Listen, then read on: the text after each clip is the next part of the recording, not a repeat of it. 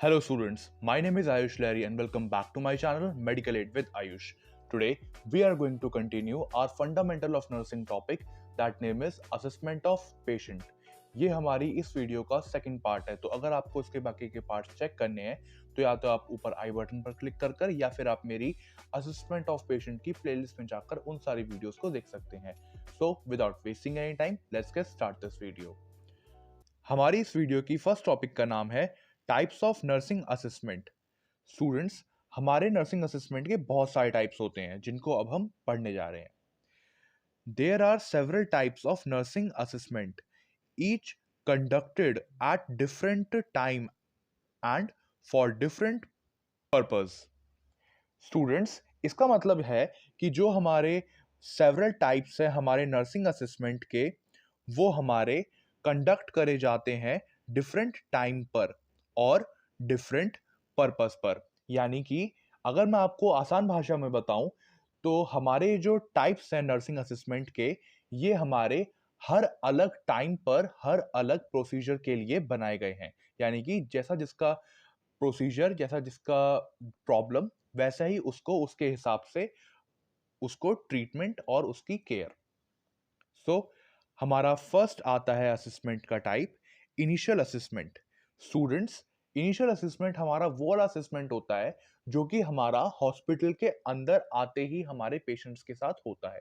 यानी कि जब हमारा पेशेंट हमारे हॉस्पिटल के अंदर आता है तब उसके साथ बहुत सारे क्वेश्चंस भी हमारे पास आते हैं, जैसे कि हमारे पेशेंट की पास्ट मेडिकल हिस्ट्री क्या है, उसको प्रेजेंट इलनेस क्या हो रही है, उससे किस चीज से प्रॉब्लम हो रही है, यानी कि उसको कोई एलर्जी तो नहीं है या फिर उसको कुछ भी प्रॉब्लम ऐसी तो नहीं है जो कंटामिनेटेड हो या फिर कंटागियस हो, यानी कि मतलब एक दूसरे से फैलती हो। तो इन सब चीजों को देखने के लिए हम हमारा इनिशियल असेसमेंट करते हैं। नेक्स्ट है हमारा फोकस्ड असेसमेंट। फोकस्ड असेसमेंट हमारा पर्टिकुलर पार्ट को लेके होता है। यानी कि जब हमने इनिशियल असेसमेंट से पता लगा लिया कि हमारे पेशेंट को क्या दिक्कत है, तो फिर हम फोकस असेसमेंट के अंदर हम हमारे उसी डायग्नोस करे पार्ट को ट्रीट करते हैं। नेक्स्ट है हमारा टाइम लैब असेसमेंट। यानी कि जो हमारा टाइम लैब असेसमेंट है वो हमारा इनिशियल असेसमेंट के बाद भी करा जा सकता है। यानी कि इसके अंदर हम डिले नहीं कर सकते किसी भी चीज को लेके।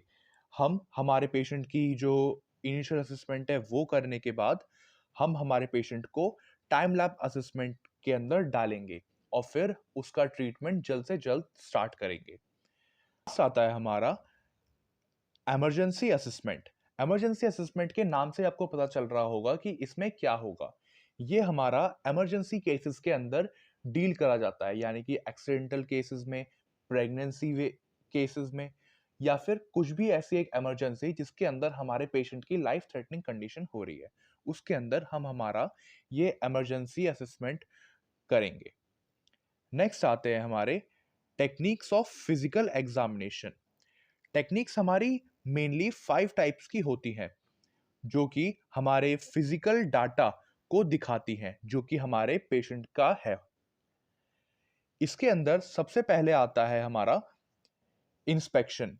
इंस्पेक्शन का मतलब होता है देखकर हमारे पेशेंट को उसका फिजिकल डाटा निकालना। देखकर यानी हम हमारे पेशेंट का पेन स्केल जो होता है, यानी कि उसको कितना दर्द हो रहा है, उसको हम देख के ही तो पता लगाएंगे उसके फेशियल एक्सप्रेशन से। तो उसी प्रकार से हमारा इनिशियल असेसमेंट हमारे साइट यानी कि हमारे देखने की कैपेबिलिटी को इन्वॉल्व करता है। पाल्पेशन मतलब हम हमारे पेशेंट को टच करके पता लगाएंगे कि उसको दिक्कत क्या हो रही है। Next one is percussion. इसके अंदर हम हमारे पेशेंट को टच और हियर करके देखेंगे। नेक्स्ट आता है हमारा अस्कल्टेशन। इसके अंदर सिर्फ हम हियरिंग का करेंगे, जैसे कि हम हार्ट साउंड सुनते हैं और हमारे पेट में जो रिगर्गिटेशन साउंड्स होती हैं उनको सुनते हैं। Last one is olfaction. Olfaction का मतलब हम हमारे स्मेल यानी कि नाक का यूज करते हैं, स्मेल का यूज करते हैं हमारे पेशेंट की डिसीज कंडीशन को पता लगाने का। अब अगर हम इसको डिटेल में पढ़ें तो जो हमारा इनिशियल असेसमेंट है वो हमारा फर्स्ट असेसमेंट है। हमारी टेक्निक्स का। इसके अंदर हम देखते हैं inspection is a visual examination by using the sense of site. जैसा कि मैंने आपको बताया था कि ये हमारा देखने की शक्ति का उपयोग करता है हमारे एग्जामिनेशन में के दौरान। विजुअल एग्जामिनेशन होता है जो कि यूज होता है हमारे सेंस ऑफ साइट यानी कि देखने की शक्ति से। Nurses frequently use this technique to assess colour, rashes, scar, body shape, facial expression, and body structure. It is an active process। यानी कि हमारे जो नर्सिंग प्रोफेशन है उसमें इस टेक्निक का बहुत बार फ्रिक्वेंटली यूज होता है, जिसमें हम हमारा colour, rashes, scars, body shape, facial expression, body structure को देखते हैं। नेक्स्ट आता है हमारा पाल्पेशन। पाल्पेशन जैसा कि मैंने आपको बताया था, टच करने की शक्ति यानी कि टच करने का जो हमारे पास सेंस है उसका यूज करता है। Palpation is the examination of body using the sense of touch by pad of finger. यानी कि जो हमारे फिंगर्स का पैड है, यानी कि हथेली जो है हमारी उसके जस्ट ऊपर का जो पार्ट होता है वो हमारा पूरा फिंगर ऑफ पैड के नाम से जाना जाता है। तो हम उससे सेंस ऑफ टच करेंगे, यानी कि बॉडी जो है हमारी उसका एग्जामिनेशन करते दौरान हम उसको टच करेंगे, फिर हम पता लगाएंगे कि क्या है हमारे पेशेंट को प्रॉब्लम। ये हमारा दो तरीके से किया जाता है, लाइट और डीप पाल्पेशन। यानी कि हम आराम से टच करके देखेंगे या फिर हम हमारे पेशेंट को डीप टच करके देखेंगे, यानी कि थोड़ा सा प्रेस करके। Palpation is used to assist texture of the hair, temperature of the skin, position of the joint, position or size of the masses, pulse, tenderness and pain। यानी कि हम हमारे जो पाल्पेशन है उसको असेस करते हैं, यानी कि उससे हम ये देखते हैं कि हमारे जो हेयर्स हैं उसका टेक्सचर कैसा है। हम हमारी बॉडी का टेम्परेचर यानी कि स्किन का टेम्परेचर देखते हैं। हमारे जो जॉइंट्स हैं हम उनके अंदर जो वाइब्रेशंस हो रही हैं उनको देखते हैं। Position, size of mass, pulse, pain and tenderness को हम फील करते हैं टच करके। नेक्स्ट आता है हमारा percussion. Percussion is an assessment method in which the body surface is struck to make sound that can be heard or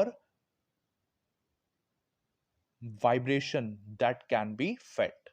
यानी कि जो हमारा परकशन है वो हमारा एक ऐसा असेसमेंट है जिसके हम अंदर हम हमारी बॉडी सरफेस को स्ट्रक करके देखेंगे, यानी कि उसको थोड़ा टैप करके देखेंगे और उसको सुनेंगे, उसकी जो अंदर साउंड्स हैं वो सुनेंगे और उसको जो अंदर वाइब्रेशन आ रही हैं उनको हम फील करेंगे।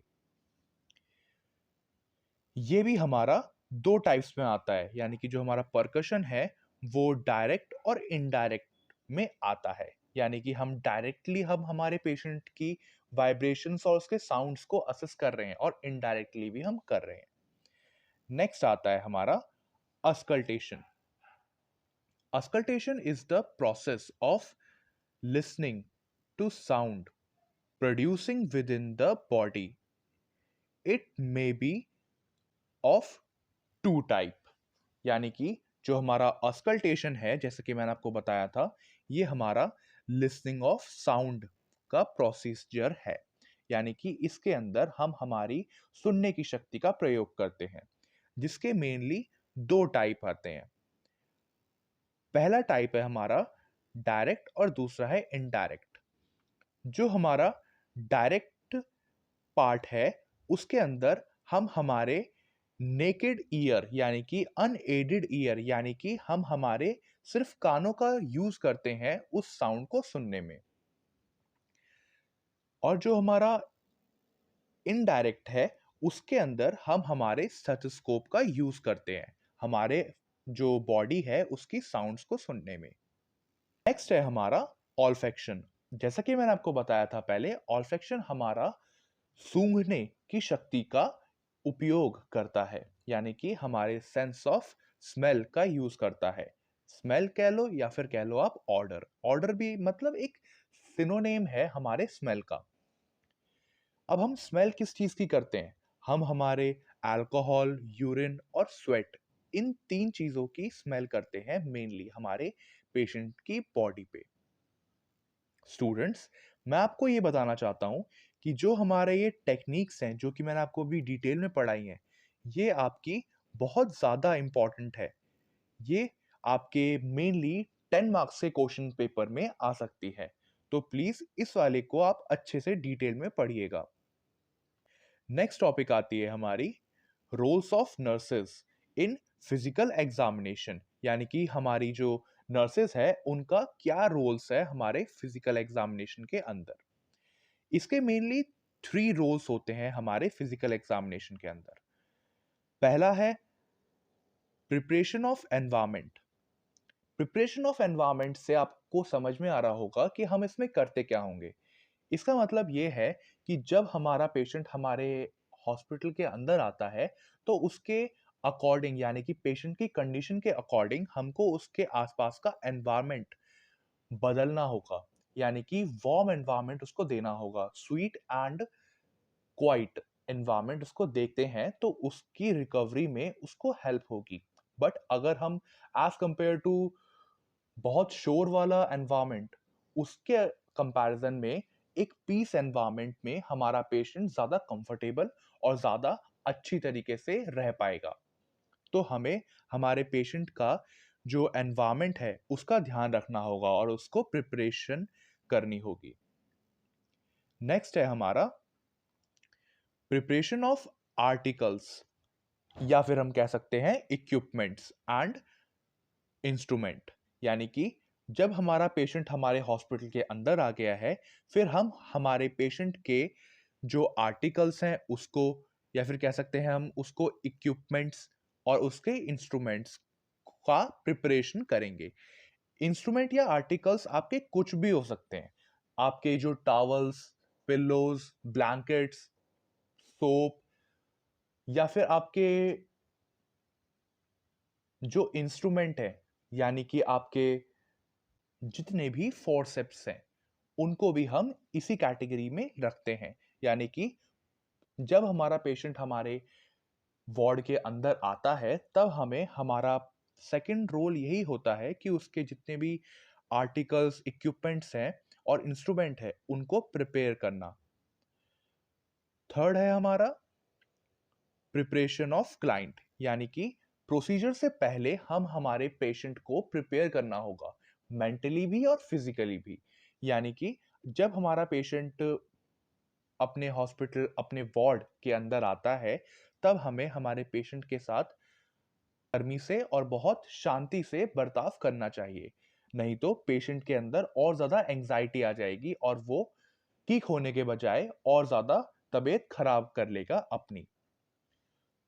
स्टूडेंट्स, मैं आपसे एक छोटा सा ओपिनियन लेना चाहता हूँ, आपकी एक एडवाइस लेना चाहता हूँ कि आपको दोनों में से कौन सा मेथड ज़्यादा पसंद आता है। यानी कि जो मेरा ये पीडीएफ वाला मेथड है वो वाला आपको पसंद आता है, या फिर आपको एक प्रॉपर ब्लैक बोर्ड पे आपको प्रॉपर शूट करके एक वो वाला मेथड ज़्यादा पसंद आता है।